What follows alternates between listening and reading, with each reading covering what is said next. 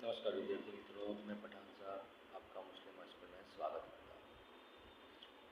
कक्षा 10 में हिंदी विषय में आज पाठ 6 की बात करेंगे। इसका नाम है कालिदास का प्राणी। कालिदास संस्कृत साहित्य के महान कवि में जिनकी गिनती होती है और महान कवि है संस्कृत साहित्य के। उनके जो बात की गई है, उनका प्राणी प्रेम यानी पशु के प्रति जो प्रेम है उसको इस जो बात गद्य है, ये जो इसमें कालिदास का जो प्राणियों के प्रति प्रेम है उसकी बात की गई है कि यहाँ पर जो कालिदास है वो प्राणी प्रेमी है, उसकी बात की गई है मोहन राकेश के द्वारा। कालिदास जो महान कवि है, तो कालिदास का प्राणी प्रेम देखें तो इनके जिसके लेखक हैं मोहन राकेश और साहित्य प्रकार नाट्यांश है। जो मोहन राकेश द्वारा रचित आषाढ़ का एक दिन से ये अंश एक भाग एक हिस्सा लिया गया है। तो बात करें मोहन राकेश की हम, तो मोहन राकेश का जन्म सन 1925 और निधन यानी मृत्यु 1972। मोहन राकेश का जन्म पंजाब के अमृतसर में हुआ था। इनका असली नाम तो मदन मोहन गुगलानी था। मोहन राकेश नाम से वह साहित्य में फेमस हुए। उन्होंने साहित्यिक नाम देखे तो उनका मोहन राकेश है, लेकिन अगर हम उनका असली नाम देखते हैं तो मदन मोहन गुगलानी है। उनकी दादी ने मदन मोहन राकेश नाम रखा था। उनकी दादी ने ये नाम रखा था मदन मोहन राकेश। बाद में मोहन राकेश नाम स्थायी हुआ।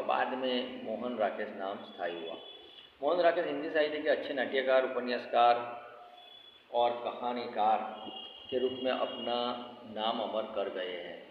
इन्होंने डायरी, संस्मरण, जीवनी, निबंध, पत्रकारिता तथा अनुवाद के क्षेत्र में भी ठोस यानी मजबूत योगदान दिया है। नाटक में आषाढ़ का एक दिन बहुत ही विख्यात और चर्चित नाटक रहा है। एक नाटक उन्होंने लिखे, उसमें सबसे ज़्यादा चर्चित देखे तो आषाढ़ का एक दिन बहुत विख्यात फेमस नाटक रहा है। नाटक हम के देखे पुस्तक है नाटक के, तो उसमें देखे आधे अधूरे, लहरों के राजहंस, आषाढ़ का एक दिन। उसके बाद एकांकी है जो अंडे के छिलके, बीज नाटक, आईने के सामने एवं सारा आकाश, आखिरी चट्टान तक उनकी एकांकी के पुस्तक है। यहाँ पर आषाढ़ का एक दिन से केवल एक अंश ही कालिदास का प्राणी प्रेम शीर्षक से प्रस्तुत किया गया है। जो आषाढ़ का दिन नाटक है उसमें से एक अंश, एक भाग जो कालिदास का प्राणी के प्रति प्रेम है, वो हिस्सा यहाँ पे हमारे समक्ष रजू किया गया है। नाटक के दो प्रमुख पात्र हैं, मल्लिका और कालिदास। कालिदास बाण से घायल अग्नि शावक को बचा लेता है। नाट्यकार ने यह कहना चाहा है कि अगर हम प्राण दे नहीं सकते तो किसी का प्राण लेने का अधिकार भी हमें नहीं है। यहाँ पे जियो और जीने दो का जो सूत्र है उसकी बात की गई है, उस पर जोर दिया गया। अगर हम किसी को प्राण नहीं दे सकते तो किसी का प्राण लेने का हक हमें नहीं है। वही बात पर ये पूरा जो नाट्यांश है, ये नाटक है, ये भाग है, ये पाठ है, उस पर चलता है। तो ये हमें सीख देता है कि प्राणियों की जीवन की रक्षा करें। जीव दया की बात यहाँ पे की गई है कालिदास के पात्र के द्वारा। जीवों के प्रति हम दया करें, कृपा करें, उनकी रक्षा करें, यही बात यहाँ पे की गई है। मारने वाले से बचाने वाला महान है। वस्तुतः दंतुल ने शिशु अरविंद साहब को घायल कर दिया है, इसलिए इस प्रकार का व्यंग बाण लेखक उस पर ही चलाते हैं। अतः यहाँ पर जीव दया की बात बताकर कालिदास का प्राणी प्रेम प्रकट किया है। पशु पक्षी हमारे मित्र है, अतः उनका हनन नहीं होना चाहिए। हनन यानी शिकार, उन्हें मारना नहीं चाहिए।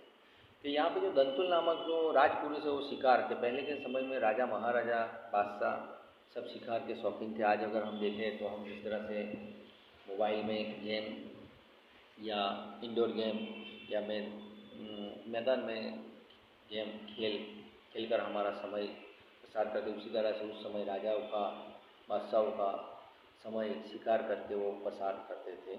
और शिकार हर कोई राजा हो या महाराजा या बादशाह करता था। ये भी बात है कि उज्जैनी का जो राजपुरुष है वो शिकार करने के लिए आया है और दंतुल नाम है उसका राजपुरुष। उसने एक हिरण को अपने बाण से घायल किया है और उसका शिकार किया है और उसको लेने के लिए वो आता है कालिदास के साथ। कालिदास को और दंतुल के बीच चर्चा होती है वही बात, और कालिदास का जो छोटा बच्चा है हिरण का, उसके प्रति का जो प्रेम सौहार्द है उसकी भी बात की गई है, मल्लिका की भी बात है। और यहाँ पे बात की गई है कि मानने वाले से बचाने वाला महान है। सही बात है, ईश्वर की इच्छा होती है कि वो उसे बचा लेता है इंसान को। और यहाँ पे पशु पक्षी हमारे मित्र है उसकी भी बात की गई है। पर्यावरण की रक्षा के लिए पशु पक्षियों का अनन्य महत्व है। मानव जीवन विकास में प्राणियों का बड़ा योगदान है। प्राणी मानव के साथी हैं, इसलिए हमें उनका रक्षण करना चाहिए। तो पर्यावरण का जो संतुलन है, बैलेंस रखने के लिए हमें प्राणी पशु पक्षी है जो बहुत अनिवार्य है।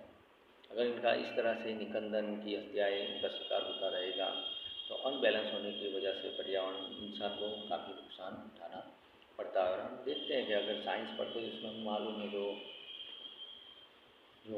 खुराक की बात की गई है, चक्र की, किस तरह से कौन किसको खाता है हमने देखा है और इससे बैलेंस रहता है। क्योंकि मानव जीवन विकास में हम हर हमेशा इंसान को देखें, पशु खेती है, ट्रांसपोर्टिंग है, सवारी के लिए खुराक आदि में और उसका इस्तेमाल होता है। देखते जाएगा उसके पशु हमें उपयोगी रहा है। तो इसलिए प्राणियों का बड़ा योगदान है। यहाँ प्राणी मानव के साथी है, इसलिए हमें उनका रक्षण करना चाहिए। पाठ देखें तो प्रमुख पात्र हैं कालिदास और मल्लिका, उसके अलावा दंतुल हैं, मल्लिका की माँ है। ये कौन पात्र है वो बात की गई है। तो कालिदास एक घर, तो नाटक की शुरुआत होती है शख्स की इस बात की। पाठ की हम देखें तो पेज नंबर 13 पे कालिदास एक हरिण शावक को बाहों में लिया पुचकारता हुआ आता है। हरिण शावक के शरीर से लहू टपक रहा है।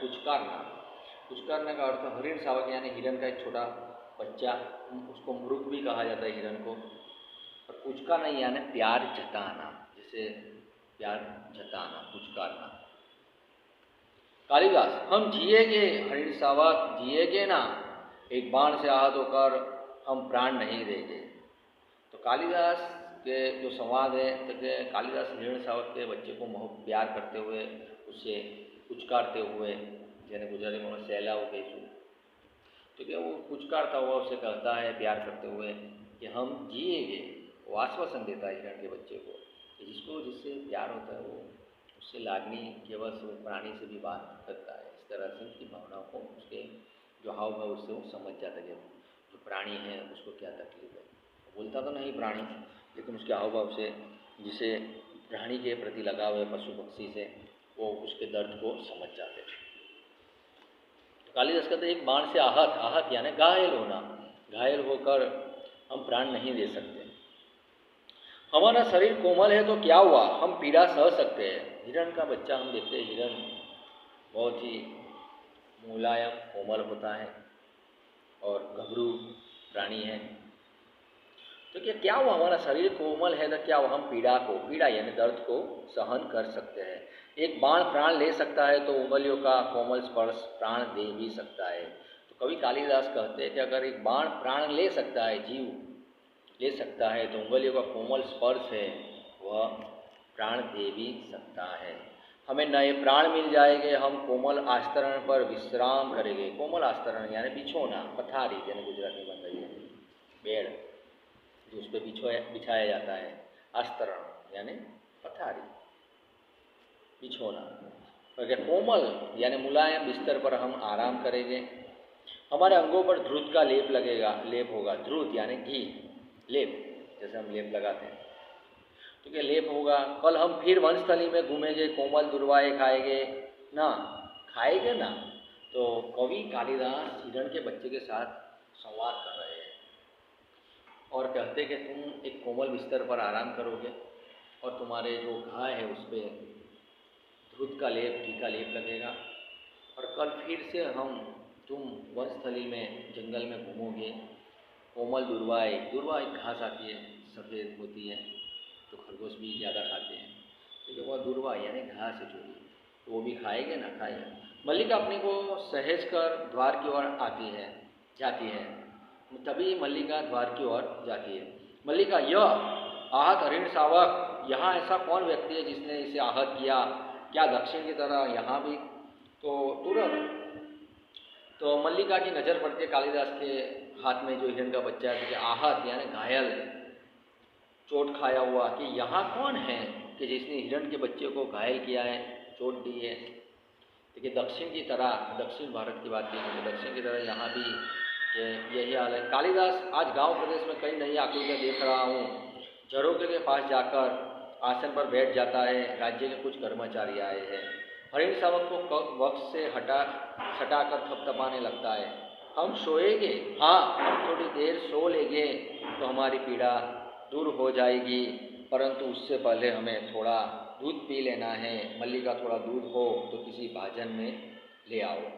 तो कालिदास स्पष्टता करते हैं मल्लिका से कहते हैं कि मैंने आज गांव प्रदेश में, इलाके में मैंने कई नई आकृति का अर्थ होता है यहाँ पे इंसान, मानव को देखा है, अनजाने आदमियों को।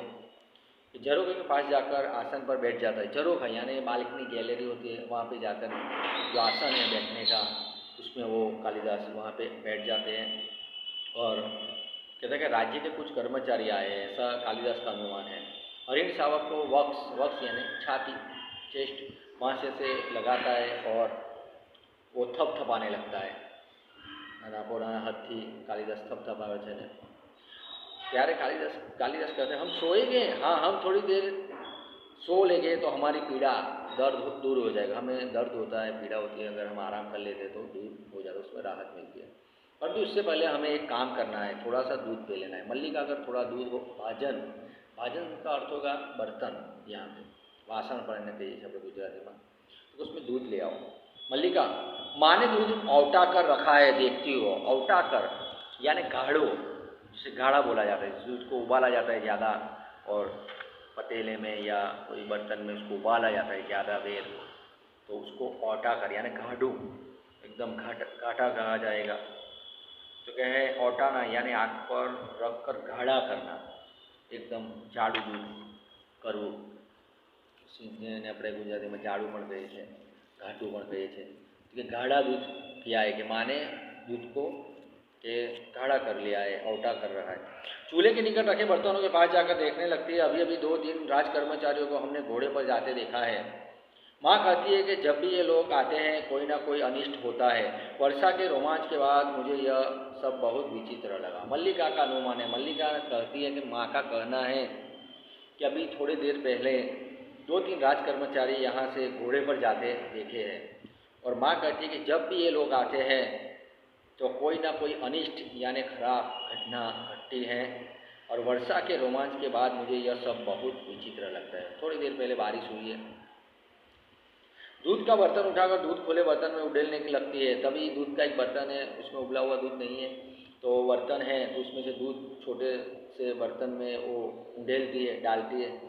माँ आज बहुत रुष्ट है।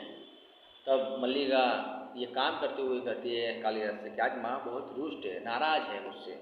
कालिदास हरिण शावक को बाहों से झुलाने लगता है। तभी कालिदास हिरण के बच्चों को बाहों से झुलाने लगता है।